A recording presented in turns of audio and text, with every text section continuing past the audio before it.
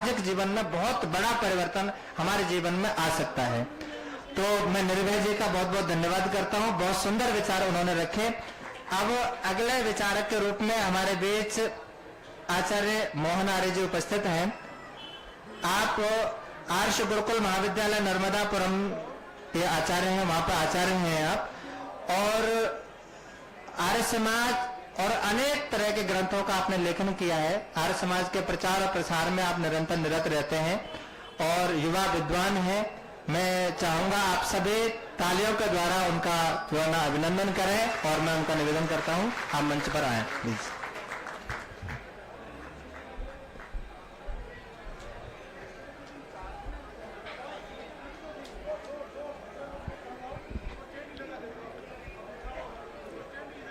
ओम यदंगदासुसे त्वमग्ने भद्रं करिष्यसि तवैतत्सत्यमंगिरः। मंचस्थ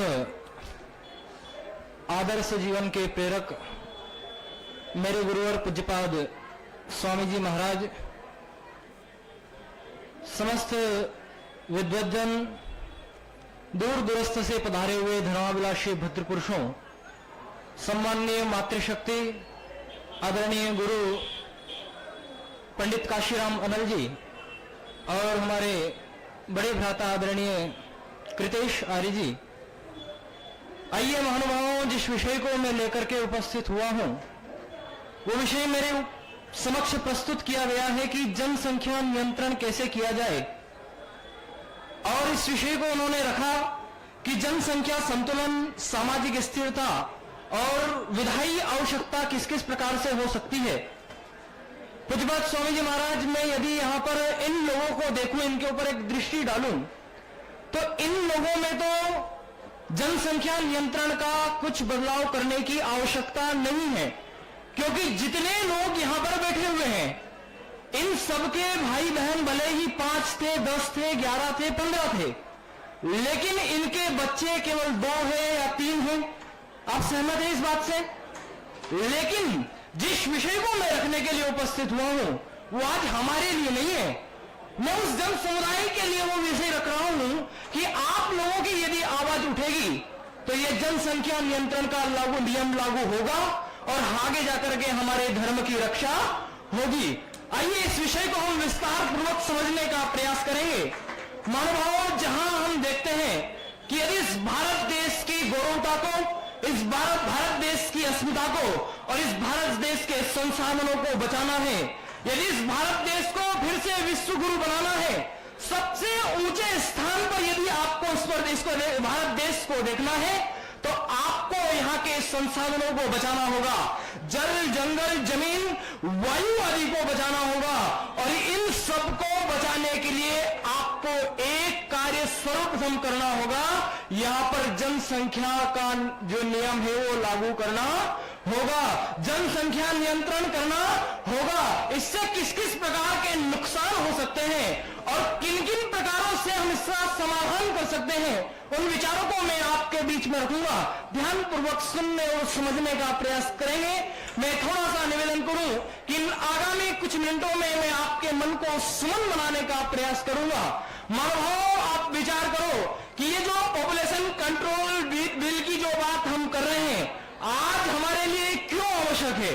आप विचार करिएगा कि संसार में जब आप देखोगे तो लगभग 200 से अधिक आपको देश देखने को मिलेंगे। थोड़ा सा समझना, इस संसार में यदि आप देखोगे तो 200 से अधिक आपको देश देखने को मिलेंगे और इन 200 से अधिक देशों में लगभग 820 करोड़ जनसंख्या रहती है। लेकिन हमारा दुर्भाग्य है कि इन 200 देशों में 820 करोड़ जनसंख्या में केवल भारत देश में ही 140 करोड़ जनसंख्या है। बाकी के 199 देशों में इतनी संख्या क्यों नहीं है? ये हमारा दुर्भाग्य है कि आज हम जनसंख्या नियंत्रण पर जो बात कर रहे हैं उस पर विचार और विमर्श करना होगा कि किस प्रकार हम अपने समुदाय को बढ़ा रहे हैं, किस प्रकार हम अपनी संतति को बढ़ा रहे हैं। और विचार करिए, इस बात को समझना कि महानुभावों, जहां पर इस देश की संख्या को 100 करोड़ करने के लिए लाखों वर्ष लग गए। आपने सुना होगा 1,96,08,53,125 वर्ष हो गए। लेकिन यदि इस भारत देश की केवल मैं बात करूं तो इस भारत देश में 100 करोड़ जनसंख्या करने के लिए इतने लाखों वर्ष लग गए। लेकिन यदि आप पूर्व के 200 वर्षों का यदि आप अनुमान निकालोगे ना, तो इन 200 वर्षों में 100 करोड़ से लेकर के आगे के वो 140 करोड़ हो गए और पूरे विश्व के यदि मानो तो 820 करोड़ हो गए। ये हमारा दुर्भाग्य है। आज यदि मैं इस भारत देश का निर्णय करूं, इस भारत देश की विवेचना करूं, तो यदि आप देखना चीन का जो भूभाग है, इस चीन का भूभाग हमारे भारत देश से 3 गुना बड़ा है। और यदि वहां की वैज्ञानिक रिपोर्ट निकाली जाए तो वहां प्रतिदिन दर के हिसाब से 46,000 बालक जन्म लेते हैं।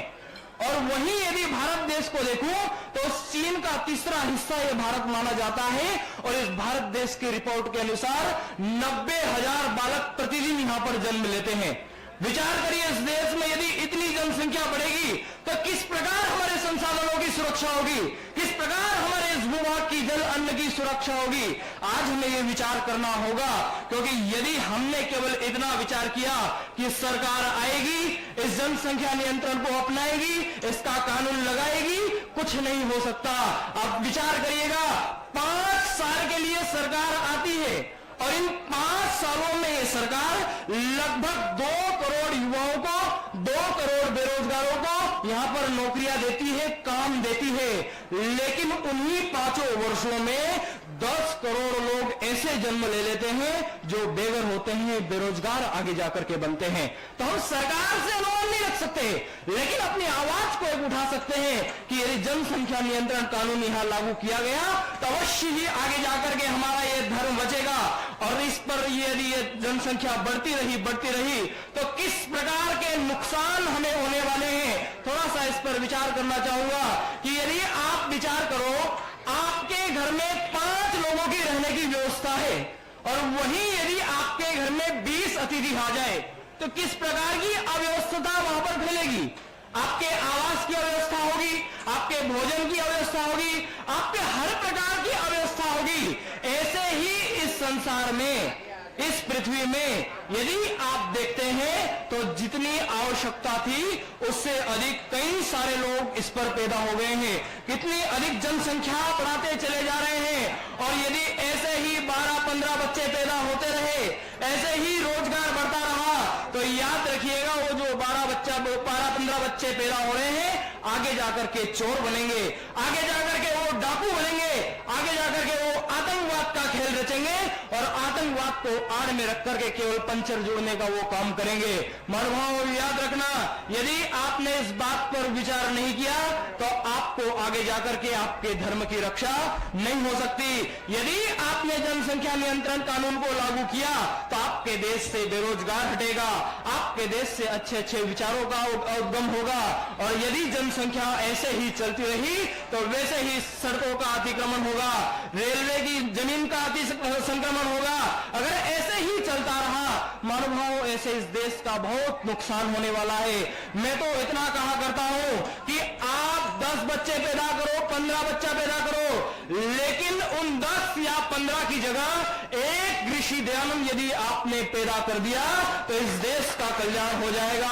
मेरा ऋषिवर कहा करता था, मेरा ऋषिवर कहता था कि एक अखंड ब्रह्मचारी 96 लोगों को पछाड़ सकता है। तो ऋषि दयानंद के अनुसार यदि आपने एक बालक को भी बना दिया तो आपका बालक 96 के बराबर होगा। महानुभाव, आज ऐसे लोगों की आवश्यकता नहीं है। आप केवल इतना समझे, आप सब कुछ कर सकते हो। आप चाहो तो मौत का बहरम इतिहास बदल सकते हो, पुण्य का पाप पर विश्वास बदल सकते हो। भरोसा कर लो अपनी बाहों पर, तुम धरती क्या या आकाश बदल सकते हो। मानवाओं, इस उच्च कार्यक्रम की, भव्य कार्यक्रम की आप सभी को मेरी ओर से और गुरुकुल नर्मदागम की ओर से हार्दिक शुभकामनाएं। आपका जीवन उज्जवल हो। आपने मुझे सुना, आपका बहुत बहुत धन्यवाद, बहुत बहुत आभार। मन करता है सुनते रहें, लेकिन कुछ समय की और व्यवस्थाओं की बाध्यता है, तो क्षमा चाहूंगा। और बहुत सुंदर आचार्य जी, आचार्य मोहन आर्य जी का बहुत बहुत धन्यवाद। अब मैं निवेदन करूंगा हमारे